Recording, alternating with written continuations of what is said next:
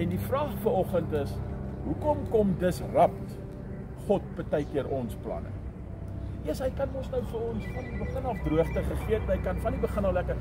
Hoekom het hierdie ouens eers gesit en gesê, "Yes, gaan Nampo plaasvind. Gaan hier nie damme water wees." Ek wens julle kan sien hoe hierdie omgewing gelyk het, die van julle wat hier. Maar dan kom God en hy disrupt bietjie die mense plan om wat te doen, sodat ons net weer bietjie terug in ons plek kan kom. En sodat ons net weer bietjie afhanklik van hom kan word. En dat ons net weer bietjie kan sê, "Ag Here, asseblief." En hier het ons dit gevra.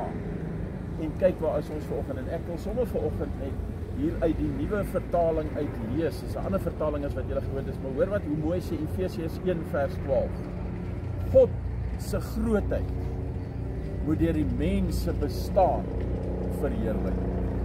En ek dink dis wat ons net weer moes besef. Ons het planne gemaak. Daar staan somewhere in Spreuke ook, die mens kan sy beplanning hê, maar die laaste woord kom van die Here af. So ons kan beplan en ons kan ligbeplanning doen en ons kan VIP beplanning doen en ons kan ons stalletjies doen. Maar op die ou einde van die dag, God se grootheid moet deur ons hier sigbaar word.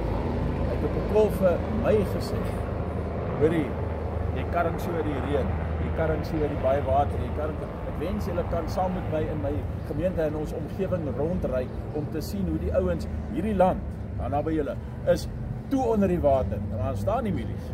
En langsaam is die ouens besig om die bootjies te stroop en die grondbootjies uithaal. So dit was 'n beplanning. Daar's ouens wat vir Dani gesê het, "Yes, verskoon my van Nampo want ek is op my lande. Kan nie hier wees. Ek kan oor die ure besig hou."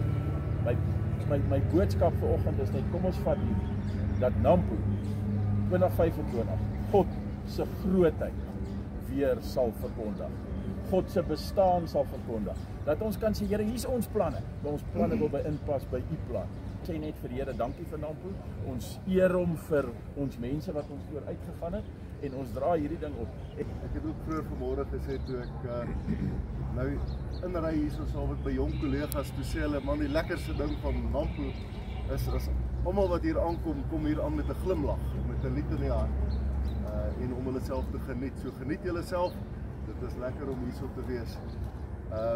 Ons begin hierso by 'n baie belangrike plek, dis die muur van herinnering. En net weer te besef dat ons lewe uit genade en uit 'n groter hand uit. En dat dis God se liefde wat ons op ons plase hou en dat dit ook gevaarlik en moeilik is om te doen. So ons kom hierso by mekaar, ons herinner en dan skop ons af dat ons moet vorentoe kyk. Dankie dat julle hier is.